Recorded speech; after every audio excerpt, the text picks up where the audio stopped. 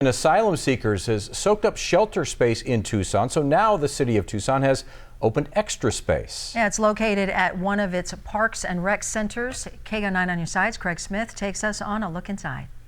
The usual recreation is still going on at this Tucson Rec Center, but the building has also made room for about 120 people living here temporarily. They're Central Americans who crossed the border without a visa and turned themselves in, seeking safe asylum in the U.S. Federal immigration authorities released them while their claim for asylum is considered.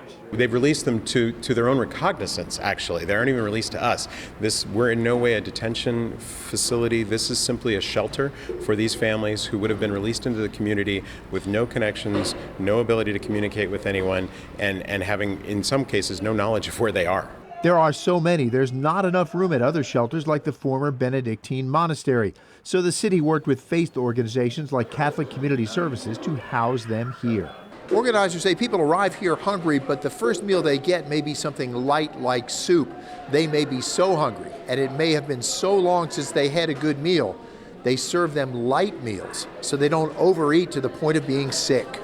Volunteers are doing a lot of the work, including helping family members make plans and transportation connections to reach relatives or sponsors in other parts of the country.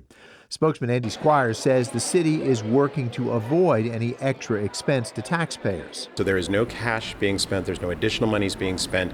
This is being incorporated into the daily functioning of this facility. We are trying to flex employee schedules so that we allow people to be here overnight without paying overtime. We may incur a little bit of overtime to make this work, but we incur overtime in some cases for a lot of reasons. And while migrants take a break here on the way to the rest of their journey, the rec center is still open to Tucsonans who need their own chance to relax.